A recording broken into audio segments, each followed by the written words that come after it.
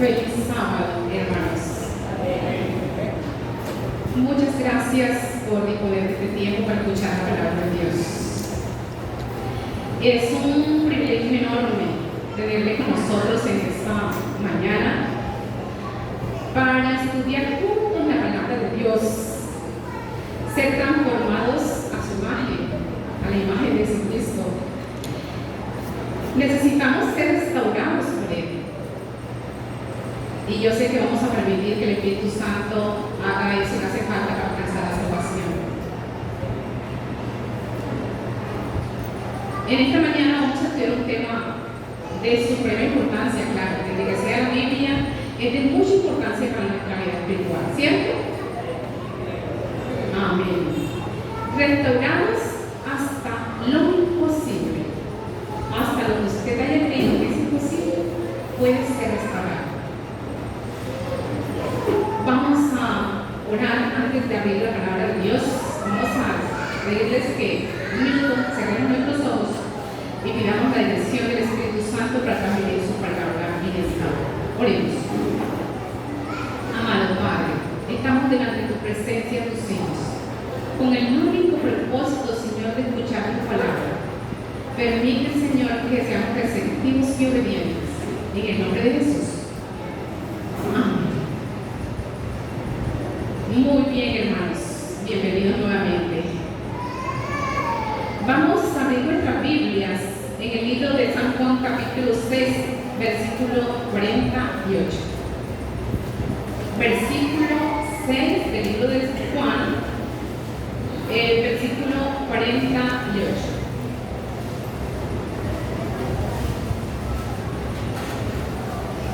Ya todos la encontraron, ¿cierto? Una palabra tan corta, pero tan eficientes. Dice allí: yo soy el pan de vida. ¿Cierto? Una palabra tan corta, pero con mucho significado para nuestra vida. Es interesante que esta mañana comemos acerca del pan. De ese pan que nos nutre nuestros cuerpos físicos. De ese pan que nos alienta, de ese pan que nos satisface nuestra necesidad física, como el hambre, ¿cierto? Pero quiero decirles que los hebreos se alimentaron durante mucho tiempo con pan, que era su alimento principal, el pan. El pan es establecido en la mayoría de los países, en todo el mundo se consume pan. En Alemania se consumen más de 300 variedades de pan. De pronto no será el mismo pan que consumimos aquí en Colombia ni aquí en nuestro medio, porque donde quiera que vamos encontramos una variedad de pan. Por eso es que en el mundo hay más de 1000 variedades de pan. Encontramos con diferentes sabores y con diferentes colores, ¿cierto? Hermanos, en la Sagrada Biblia, en la versión Reina Valera, la que la mayoría manejamos y estudiamos, encontramos 319 veces el vocablo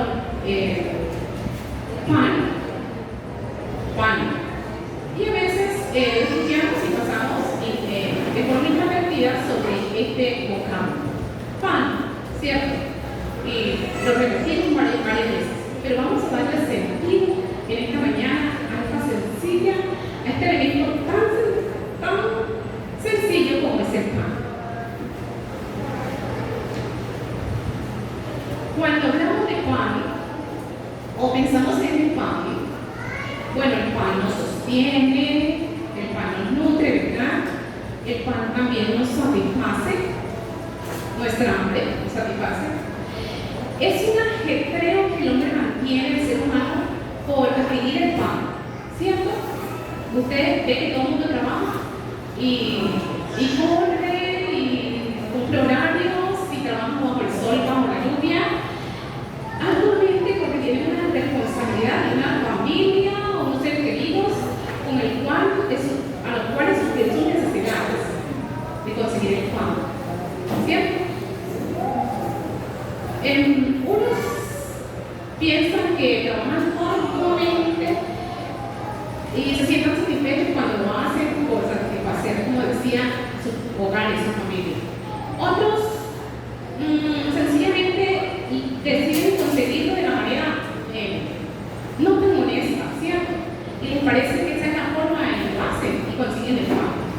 Pero hay algunos que deciden decir, no, yo no me gusta el trabajo, pero de igual forma le da hambre, ¿cierto que sí? Al que no le gusta el trabajo y está quieto y hace algún medio busca para conseguir el pan, pero consigue el pan diario, ¿o no es así? Así es, ¿cierto? Mis apreciados, es justo y necesario que trabajemos por obtener el pan, ¿cierto que sí? Porque el trabajo fue instituido de Dios desde el Edén, fue instituido de Dios y fue bendecido también. Que las cosas hayan cambiado por razón del pecado es otra cosa. El hombre de pronto tocará trabajar de una forma dura, pero es una bendición de Dios. Dios ha provisto o proveyó este medio de supervivencia para la raza humana en esta tierra. Durante la peregrinación en el desierto, cuando el pueblo de Israel salió de Egipto y luego estuvieron por el desierto, el Señor no quería que su pueblo pasara necesidades y hambre pues tampoco. Entonces el Señor proveyó ¿qué? Un pan especial. Fue el maná, ¿cierto que sí? También en el Nuevo Testamento encontramos que el Señor proveyó alimentos a multitudes por medio de un milagro. ¿Recuerdan el milagro de los panes y los peces? El Señor de ninguna manera desea o no se identifica con la necesidad física del ser humano. ¿Cierto? Se identifica con nuestras necesidades físicas. Hermanos, es interesante que luchemos, que trabajemos, que nos afanemos y que busquemos, ¿cierto? Y que cubramos las necesidades de nuestros hogares y nuestras familias. Pero debe haber una prioridad en nuestra vida. Parece ser que no debe ser el pan físico la prioridad de nuestra vida. Debe ser el pan que nutre para vida eterna. Ese debe ser tu prioridad, mi prioridad en la vida. Aunque nosotros pensamos que si no trabajamos, pues no vamos a conseguir pan. Pero esa no es la prioridad en nuestra vida. Saben, mis queridos, en los días de Jesús, los habitantes de Galilea se afanaban por trabajar para los ricos y ellos recibían unos sueldos muy pequeños, muy modestos. Pero ellos, aunque vivían ahí en este pueblo de Jesús, ellos no reconocían que debían aceptar el verdadero pan de vida. Ellos no lo reconocían. Entonces Jesús cierto día les dijo, busquemos en el libro de Juan, capítulo 6, versículo 27. Busquemos lo que dice la palabra de Dios.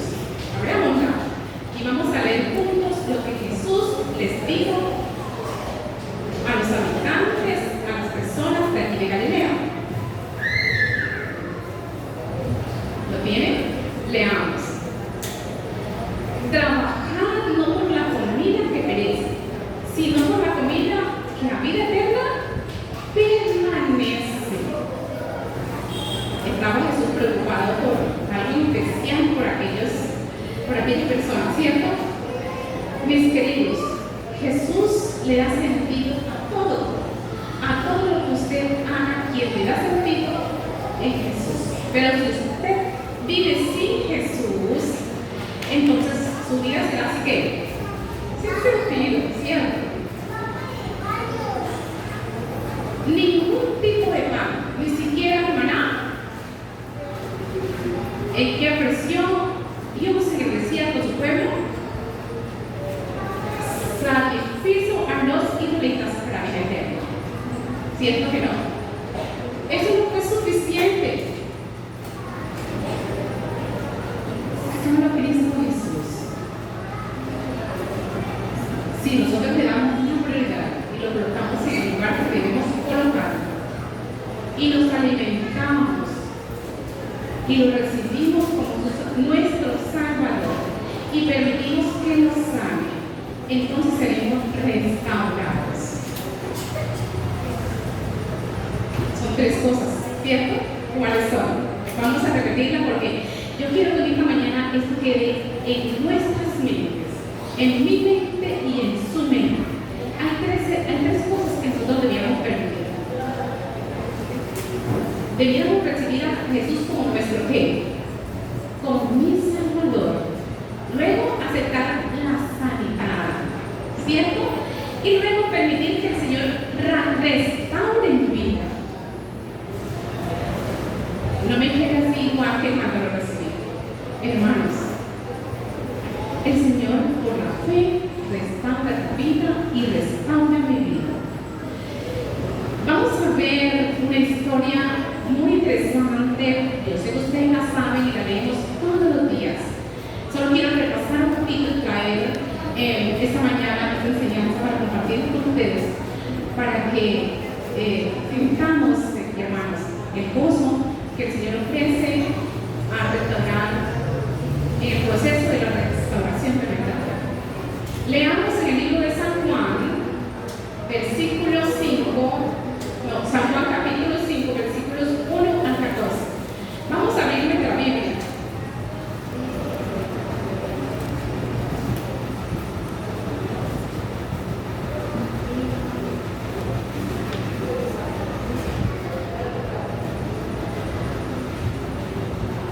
Todos lo tenemos, ¿cierto? Estamos ubicados allí. Entonces vamos a leer del versículo 1 hasta el versículo 14 lo que la palabra de Dios nos dice.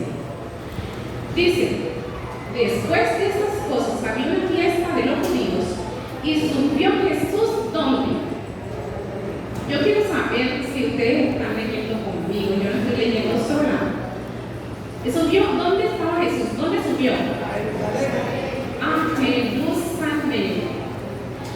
Y ahí en Jerusalén, cerca de la puerta de las ovejas, un estanque llamado en hebreo Betesda, el cual tiene 5 pórticos.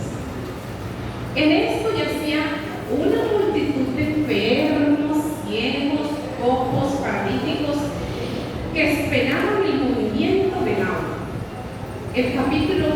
El versículo 4 dice: porque nadie descendía de tiempo en tiempo al estanque y agitaba el agua, y el que primero descendía al estanque después del movimiento del agua quedaba sano de cualquier enfermedad que tenía. El versículo 5, leanlo ustedes, hermanos.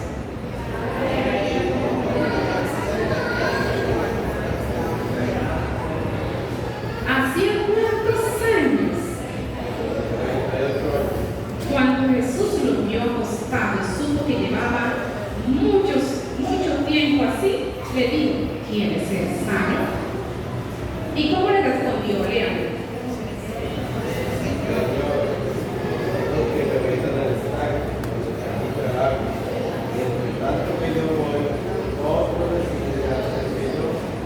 Otro desciende primero que yo. Y Jesús le dijo: levántate, toma tu lecho y anda. Y al instante aquel hombre fue sanado y tomó su lecho y anduvo. Era día de qué? De reposo aquel día. Entonces los judíos dijeron a aquel que había sido sanado: el día de reposo, te es lícito llevar tu lecho. Y respondió el que había sido sano. ¿Cómo respondió? Y le respondió: el que me sanó, él mismo me dijo: toma tu lecho y anda. Entonces le preguntaron: ¿quién es el que te dijo toma tu lecho y anda? El 13, como dice. Y el que había sido sanado había siempre, porque Jesús te había sanado que estaba enfermo. Y el 14, terminamos, dice: después le halló Jesús en el templo y le dijo: mira, has sido sanado, no peques más para que no te venga alguna cosa peor. podemos resaltar nosotros de esta historia que la mayoría, yo sé que saben, que han contemplado más de una vez? Hermanos, encontramos que hay 3 tipos de enfermos en aquel lugar, ahí cerca al estanque de Bethesda, ¿cierto? 3 tipos de enfermos. ¿Cuáles eran esos 3 tipos de enfermos que estaban aquí? Ahí leímos en el versículo que acabamos de leer que habían 3 tipos de enfermos, ¿cierto? Habían cojos, el versículo 3, ¿cierto? Habían paralíticos y habían ¿qué más? Ciegos. Hermanos, hagamos un análisis de nuestra vida en esta mañana, de nuestra condición de enfermedad. ¿En cuáles de estos 3 grupos de pronto estamos nosotros? ¿En qué grupo me encuentro yo? Porque dicen que allí al lado del estanque había muchos enfermos. Y no solo eran paralíticos, ¿cierto? Sino que habían cojos, ciegos y los paralíticos. Cuando el agua se agitaba, hermanos, los enfermos que estaban en ese lugar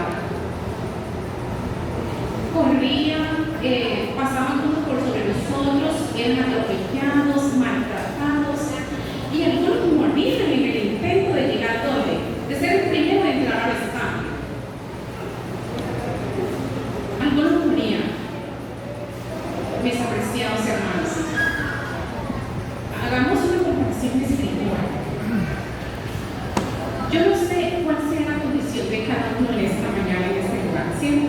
Yo no puedo entender, no puedo saber. Solo usted sabe, mi Dios. ¿Cuál es el servicio que yo le estoy ofreciendo a Dios? De pronto estoy diciendo, estoy mi actitud es como la de los ciegos, que al entrar al estanque atropellaban, maltrataban. Seguramente que debía ser, porque ellos no veían para llegar al estanque. ¿O estoy siendo ciego de verdades que el Espíritu Santo me está mostrando? Estoy siendo ciego ante todas esas verdades que escucho, ante lo que la palabra de Dios me está diciendo cada día. ¿O soy todo en ofrecer un servicio al Señor mío? ¿Cuál es su actitud, hermano? ¿O sencillamente estoy paralítico? Hermanos, resaltemos una actitud de ese paralítico y vamos a meditar en ella. La perseverancia. La perseverancia. 38 años postrado esperando que alguien viniera que alguien viniera a levantarlo, que alguien viniera a se dignara, que tuviera misericordia de él.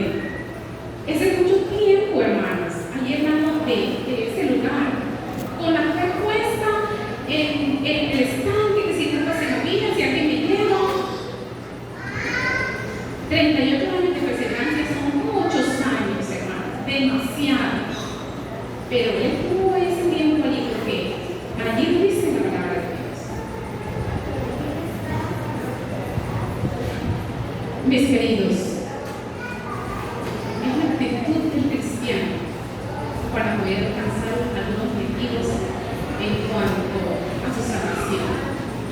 La perseverancia. Yo quiero compartir con ustedes lo que dice la hermana de Juan con relación a la perseverancia.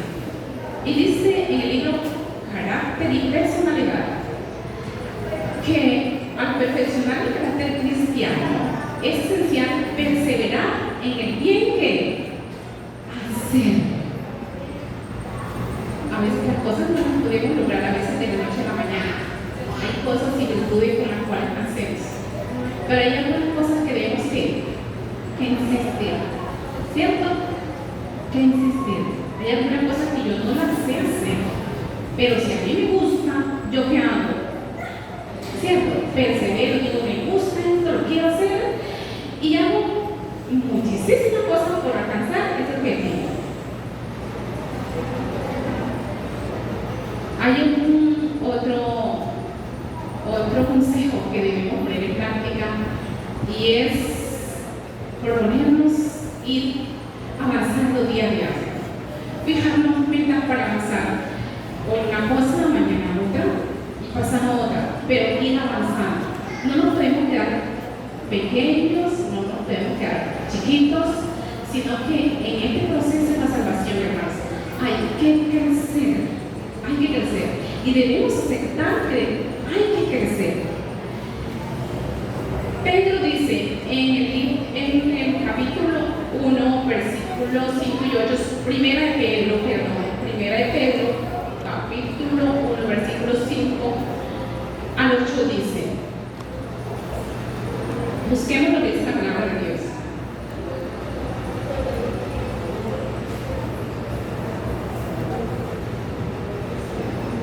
Hermanos, dice, poned la mayor diligencia en agregar a vuestra fe virtud. Y si me están siguiendo, a la virtud, ¿qué le vamos a agregar? ¿Qué le vamos a agregar a la virtud? No he encontrado la cita, ¿verdad? Y si sería bueno que la leyéramos acá frente. Conocimiento. ¿Y al conocimiento qué le vamos a agregar? Dominio propio. Al dominio propio, paciencia. A la paciencia, piedad. En la piedad, afecto fraternal. Y el afecto fraternal, amor. Dice, porque si estas virtudes están en vosotros y abundan, no os dejará ansiosos, ni sin frutos en el conocimiento de nuestro Señor, ¿quién? Jesucristo. Entonces, mis apreciados, es suficiente con nosotros. Bueno, yo acepté al Señor y dice, ¿sí? ¿Sí?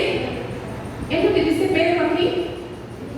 Miremos eso como una escalera, hermanos, que me aconseja que yo cada día tengo que hacer, ir añadiendo a mi vida espiritual otras cositas.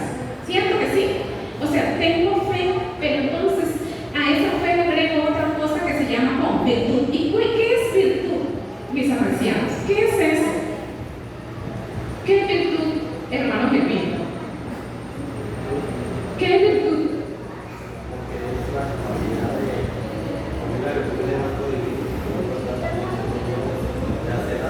Es la capacidad que Dios nos da, la capacidad de hacer algo. Así te hace lo que has vivido. Hermanos, son esos dones que Dios le ha dado a usted. Usted cada uno sabe cuál es ese talento, ese don que Dios le da. Y si tiene fe, entonces, y si tengo algún talento que el Señor me ha dado, entonces voy a hacer ¿qué? Voy a hacerlo práctico, ¿cierto? Para que mi fe no se quede así pequeñita, no muera. Y a eso entonces le voy a añadir conocimiento. El estudio de la palabra de qué? De Dios.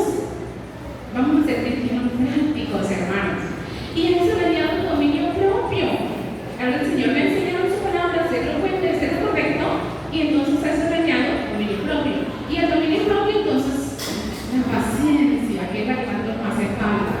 Somos impacientes, ¿cierto? Y entonces a esa paciencia le añado ¿qué? Piedad, afecto fraternal y amor. ¿Dios es qué? Amor, hermanos. Entonces, mis apreciados, es necesario perseverar, crecer. Y para eso también necesitamos otro elemento que el Señor nos ha regalado y nos ha dado en oración. ¿Es la qué? La oración. No necesitamos ser cristianos fervorosos si nosotros no cultivamos el hábito de oración. Donde tú estés, donde tú vayas, donde tú te encuentres, sencillamente puedes estar en sintonía con Dios, ¿cierto? Y el Señor seguro no te va a abandonar, no te va a dejar desamparado, te va a ayudar, que tú perseveres hasta el fin. Me encantó estos consejos que están en el camino a Cristo. Dice que la perseverancia en la oración ha sido constituida en condición para recibir. Debemos orar siempre si queremos crecer en la fe y en la experiencia. hermanos, consejo consejo por el Espíritu Santo. Debemos crecer siempre, sino que tenemos que, si queremos crecer y si queremos perseverar, debemos orar. Y Historia para la Redención, en la página 99, dice: así también serán probados los justos en el día de la angustia, para que manifiesten la fortaleza de la fe, su perseverancia inconmovible, confianza en el poder de Dios para ser libre de amores. De pronto pensamos un poco en la angustia de Jacob, ¿cierto? Se nos viene a la mente esa escena.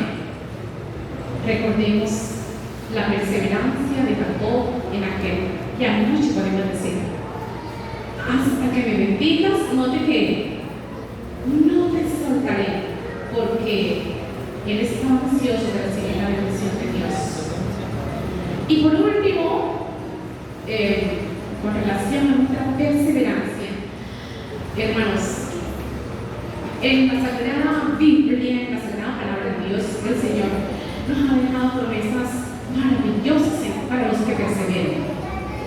Voy a compartir con ustedes unos 2-3 versículos no más, para que no nos durmamos y terminamos aquí ya rapidito. Yo sé que hace sueño y ya hace hambre, pero ya vamos a terminar. Dice Efesios 6, 18 y 19. Busquemos.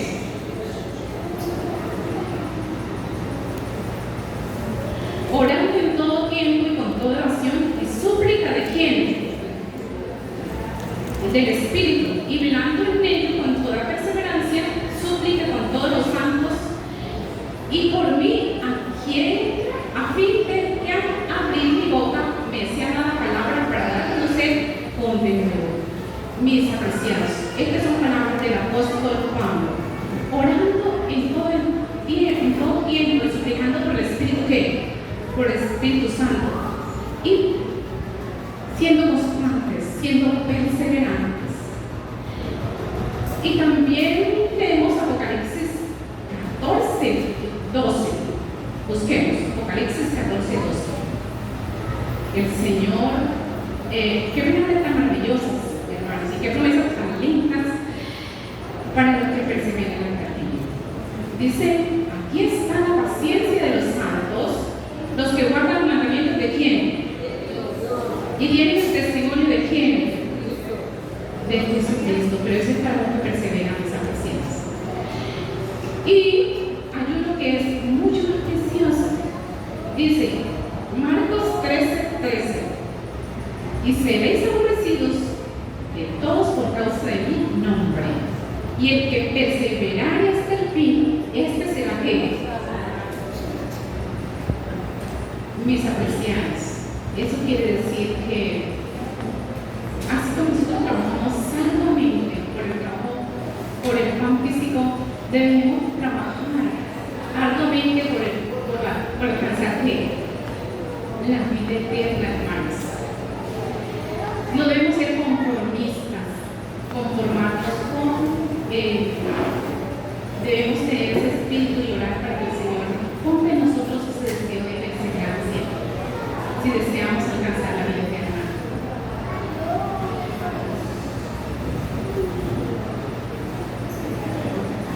El Señor nos ha dado un precioso regalo. Este regalo se llama gracia, su misericordia. Volvamos un poco a la historia del paralítico y analicemos que el paralítico no mandó a buscar a Jesús. ¿Cierto que no?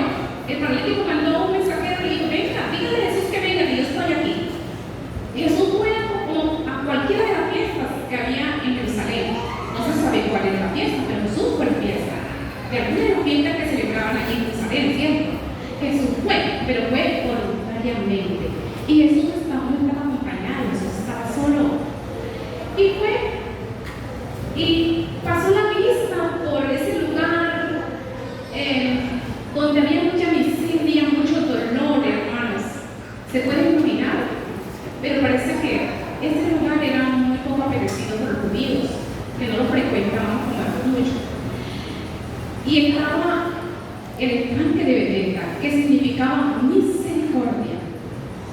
Pero eso no era lo más importante, hermanos, porque aquí no había misericordia, eso no existía allí. Era sábado, aquel día, y Jesús, antes de llegar al templo a orar, porque era sábado, ¿cierto?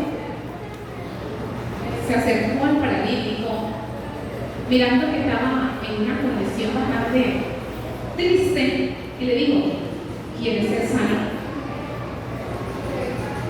Qué grande amor y misericordia, mis ancianos.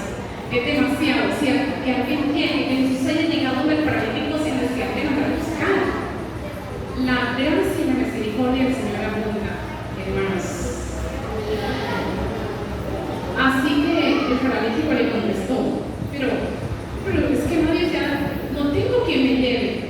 No ha habido alguien que se acerque a mí y me agarre, me hace y me lleva hasta el estanque antes que nosotros mismos.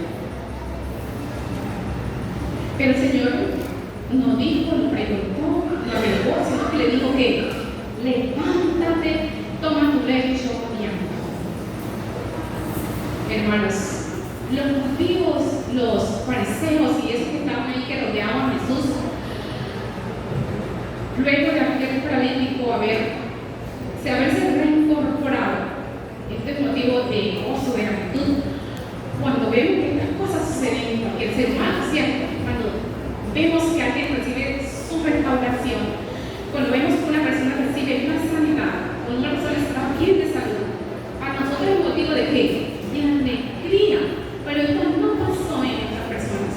Parece que tenían sus rostros, dice el deseado de la gente, en el capítulo 21, tenían sus rostros fruncidos, estaban molestos, porque saben que vieron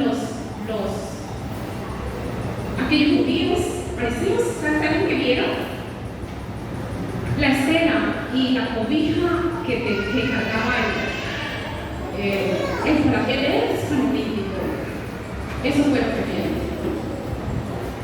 Mis apreciados hermanos, nosotros como el paralítico seguramente muchos estamos en esa condición y consideremos que estamos en esa condición